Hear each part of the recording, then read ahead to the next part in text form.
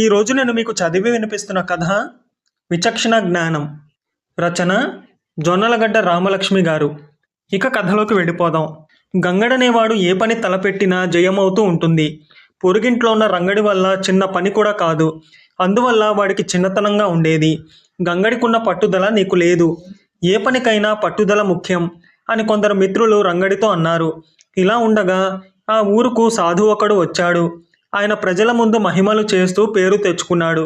గ్రామస్తులందరూ సాధువుకు కానుకలు సమర్పించుకుని తమ కష్టాలు చెప్పుకుని పరిష్కారం తెలుసుకున్నారు. ఈ సాధువు గ్రామస్తులను మోసం చేస్తున్నాడు, లేకుంటే సాధువుకు కానుకలు ఎందుకు అన్నాడు గంగడు. ఇందుకు వాడి మిత్రులు కొందరు, మోసం చేస్తున్నాడని నువ్వు రుజువు చేయగలవా అని సవాలు చేశారు. నాకు కొంత గడువు కావాలి అన్నాడు గంగడు. మిత్రులు ఇందుకు సరేనన్నారు. గంగడిలాగే రంగడికి సాధువు మోసగాడని అనుమానం కలిగింది. గంగడి కంటే ముందుగా సాధువు మోసం బయట పెట్టాలనుకుని వాడొక రాత్రిపూట సాధువు ఉండే చోటుకు వెళ్ళాడు. ఊరి చివర ఉంటున్న ఒక కొండ గుహలో సాధువు ఉంటున్నాడు. రంగడు వెళ్లే సమయానికి ఆయన గుర్రు పెట్టి నిద్రపోతున్నాడు. పరీక్షగా చూసిన రంగడికి సాధువుకున్నవి పెట్టుడు గడ్డాలు మీసాలు అని అనుమానం వచ్చింది. వాడు చేత్తో పట్టుకుని లాగితే సులభంగా ఊడి వచ్చాయి. సాధువుకు మెలకువ వచ్చేలోగా రంగడు అక్కడి నుంచి పారిపోయాడు. మరునాడు సాధువు గ్రామస్తులతో మాట్లాడుతున్న సమయంలో రంగడు అక్కడికి వెళ్ళి సాధువు కేసి చూడనైనా చూడకుండా, ఈ సాధువును నమ్మకండి, ఈయనవి పెట్టుడు గడ్డాలు మీసాలును. నిన్న రాత్రి నేను వాటిని సంగ్రహించుకుని వచ్చాను అన్నాడు. నువ్వేం సంగ్రహించావో? ఆయన గడ్డము మీసాలు ఆయన ముఖానికే ఉన్నాయి అన్నారు గ్రామస్తులు. రంగడు ఆశ్చర్యపడి సాధువు కేసి చూస్తే ఆయన ఎప్పటిలాగే గడ్డం మీసాలతోనే ఉన్నాడు. అప్పుడు వాడు సాధువు ముందుకు వెళ్ళి, నీవి పెట్టుడు గడ్డం మీసాలని నిన్న రాత్రి నాకు తెలిసిపోయింది. నువ్వు నిద్రపోతున్నప్పుడు లాగితే నా చేతిలోకి ఊడి వచ్చాయి. అవి ఇప్పుడు నా భుజాన వేళ్లాడుతున్న సంచిలో ఉన్నాయి. ఇప్పుడు నువ్వు మళ్ళీ పెట్టుడు గడ్డం మీసాలతో జనం ముందుకు వచ్చావు. వీటిని కూడా నేను లాగేస్తాను అంటూ చెయ్యి చాచాడు. సాధువు వాణ్ణి వెనక్కు తోసి, అజ్ఞానివి, నీ తప్పును నేను క్షమించినా దేవుడు క్షమించాడు. అందుకే నువ్వు తప్పు చేయకుండా వెనక్కు తోశాను. ఎవరైనా దురుద్దేశంతో నా గడ్డాన్ని తాకితే దేవుడు వారిని సర్వనాశనం కమ్మని శపిస్తాడు. నావి పెట్టుడు గడ్డం మీసాలు కానే కావు. నువ్వు నిన్న రాత్రి సంగ్రహించానంటున్న వాటిని చూపించు, ఎలా ఉన్నాయో చూస్తాను అన్నాడు. రంగడు తన భుజాన వేళ్లాడుతున్న సంచిలో చెయ్యి పెట్టి నివ్వెరపోయాడు. అంతవరకు సంచిలో ఉన్నవి మాయమయ్యాయి. మోసం! సాధువు ఇంద్రజాలంతో వాటిని మాయం చేశాడు అంటూ అరిచాడు రంగడు. వాడి మాటలు ఎవరూ నమ్మలేదు. గ్రామస్తులు సాధువును జరిగిన అపచారాన్ని మన్నించమని వేడుకున్నారు. రంగడు తల వంచుకుని అక్కడి నుంచి వెళ్ళిపోయాడు. వాడు ఇల్లు చేరేలోగా గంగడు ఎదురై, అలా ఉన్నావేం అని అడిగాడు. రంగడు జరిగింది చెప్పాడు. ఆ సాధువు మోసగాడు, అందులో సందేహం లేదు. అయితే వాడికి ఇంద్రజాలం తెలుసు. అందువల్లనే నీ నుంచి తప్పించుకున్నాడు. కానీ ఇప్పుడు నా నుంచి తప్పించుకోలేడు అన్నాడు గంగడు. నువ్వేం చెయ్యబోతున్నావు అని అడిగాడు రంగడు కుతూహలంగా. నేను సాధువు గురించి చాలా విషయాలు తెలుసుకున్నాను. వాడి అసలు పేరు రమణయ్య, ఊరు ఇంద్రపురం. ఒక్కొక్క ఊళ్ళో ఒక్కొక్క అవతారాన్ని ఎత్తి ప్రజల్ని మోసగిస్తుంటాడు. ఇప్పుడు ఇంద్రపురం తీసుకుని వెళితే వాడి బండారం బయటపడుతుంది. అక్కడ వాడి భార్య, 3 పిల్లలు ఉన్నారు. వీడు మోసం చేసి సంపాదించిన డబ్బు తెస్తూ ఉంటే వాడు సుఖంగా జీవిస్తున్నారు. కానీ వాడెలా డబ్బు సంపాదిస్తున్నది వాళ్లకు తెలియదు అని చెప్పాడు గంగడు. ఈ వివరాలన్నీ నీకెలా తెలిసాయి అన్నాడు రంగడు ఆశ్చర్యపోతూ. కంగారు పడకుండా నిదానం చూపిస్తే ఎంత క్లిష్టతర విషయమైనా సులభంగా బోధపడుతుంది అన్నాడు గంగడు. అయితే పద, వెళ్ళి సాధువు బండారం బయట పెడదాం అన్నాడు రంగడు ఉత్సాహంగా. గంగడు అందుకు అభ్యంతరం చెబుతూ, రంగా, తొందరపడి అలా చేయడం వల్ల లాభమేముంటుంది?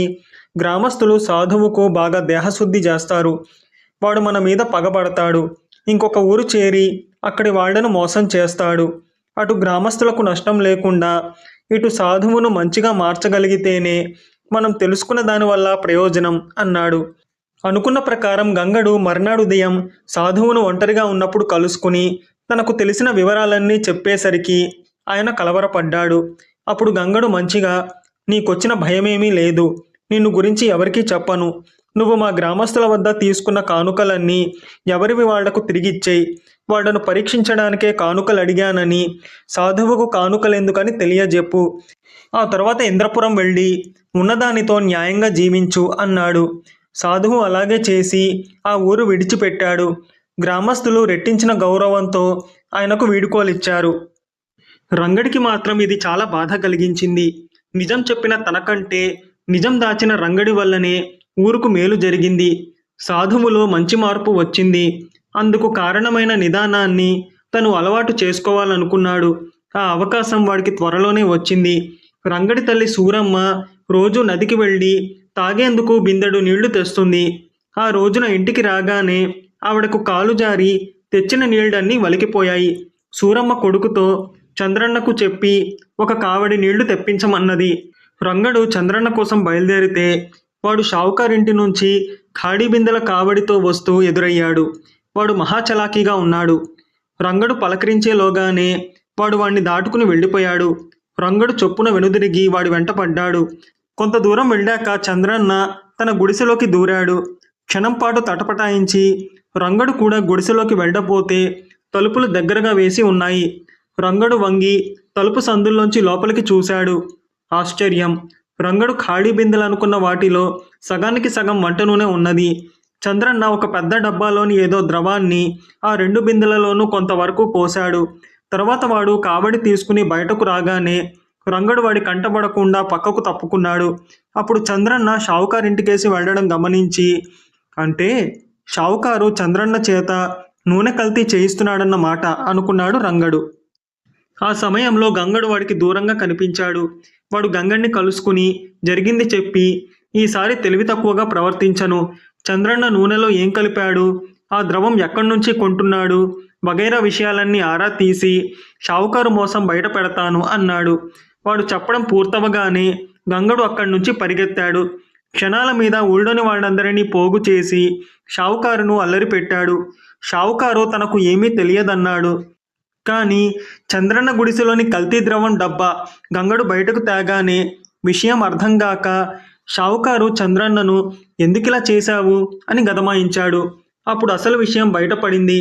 షావుకారు భార్య పండగకు ఖరీదైన చీర కొనుక్కుంటానన్నది. షావుకారు ఒప్పుకోలేదు. ఆమె చంద్రన్నకు డబ్బాస చూపి నూనె డబ్బాలలో సగానికి సగం కల్తీ చేయించి ఆ విధంగా అదనంగా మిగిలే నూనెను వారి చేత పొరుగుళ్లలో అమ్మించాలని చూసింది. దురదృష్టం కొద్దీ మొదటి రోజునే పట్టుబడ్డాడు చంద్రన్న. ఊరి వాళ్ళందరూ గంగణ్ణి ఎంతగానో మెచ్చుకుని షావుకారును తీవ్రంగా మందలించి వెళ్ళారు. ఇది చూసి రంగడికి చాలా ఉక్రోషం వచ్చింది. వాడు గంగడిని ఇంటి దగ్గర కలుసుకుని, నన్ను నిదానంగా ఉండమన్నావు, నువ్వేమో నాకు తెలిసిన విషయాలన్నీ నలుగురికి వెంటనే చెప్పి పేరు తెచ్చుకున్నావు. ఇది నీకు న్యాయంగా ఉందా అని అడిగాడు. ఇందులో పేరు ప్రసక్తి ఏముంది? చంద్రన్న రహస్యాన్ని నువ్వే తెలుసుకున్నట్టు అందరికీ చెప్పాను అన్నాడు. గ్రామస్తులందరినీ నువ్వే హెచ్చరించావు, అందువల్లనే నీకు పేరు వచ్చింది.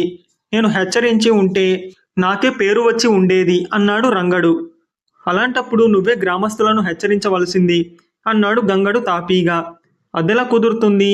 నిదానంగా ఉండమని నువ్వేగా నాకు చెప్పావు అన్నాడు రంగడు. అందుకు గంగడు చిన్నగా నవ్వి, నిజమే, కానీ ఇప్పుడు నిదానంగా ఉంటే ఎలా? ఊరివాళ్ళు ఆ కల్తీ నూనెను కొని వంటకు వాడితే ఎలాంటి ప్రమాదం వస్తుందో తెలియదు. వెంటనే నివారించవలసిన ఆపద అవ్వడంతో నీ మాటలు వినడంతోనే పరిగెత్తాను. ప్రమాదం తప్పింది అన్నాడు గంగడు. అయితే మరి సాధువు విషయంలో మాత్రం నిదానించాలని చెప్పావు అన్నాడు రంగడు. అవును, అప్పుడు నిదానం అవసరం. సాధువును శిక్షించడం అనవసరం. ఇప్పుడు తొందర అవసరం. షావుకారును బయట పెట్టడం అవసరం. అలా నాకు తోచింది, అలా చేశాను అన్నాడు గంగడు నెమ్మదిగా. అయితే ఎప్పుడు నిదానం అవసరమో ఎప్పుడు తొందర అవసరమో ఎలా తెలుస్తుంది అని అడిగాడు రంగడు ఎంతో దీనంగా. విచక్షణ గురించే కదా నువ్వు అడిగేది? నువ్వు నీ గురించి ఆలోచించడం మాని ఇతరుల గురించి ఆలోచించు. నువ్వు చేస్తున్న పని వల్ల నీకేం జరుగుతుందని కాక ఇతరులకేం మేలు జరుగుతుందని ఆలోచించాలి. త్రికరణ శుద్ధిగా ఇతరుల మేలు గురించి ఆలోచించేవాడికి విచక్షణ జ్ఞానం ఒకరు చెప్పకుండానే అలవడుతుంది అన్నాడు గంగడు. అప్పటికి రంగడికి తన లోపం అర్థమై సిగ్గుతో తల వంచుకున్నాడు. ఆ తర్వాత నుంచి వాడు ఏ పని చేసినా గంగడి సలహాను దృష్టిలో ఉంచుకునేవాడు. క్రమంగా వాడు తలపెట్టిన ప్రతి కార్యంలోనూ విజయం సాధించసాగాడు. మీకు కనుక ఈ కథ నచ్చితే లైక్ చేయండి, మీకు తెలిసిన వారికి షేర్ చేయండి, మీ విలువైన అభిప్రాయాన్ని తప్పకుండా కామెంట్ చేయండి. నా ఛానల్ని సబ్స్క్రైబ్ చేసుకోండి. పక్కనున్న బెల్ బటన్ని యాక్టివేట్ చేసుకోండి. నేను పెట్టే కొత్త వీడియోస్ మీకు నోటిఫికేషన్ రూపంలో వస్తాయి.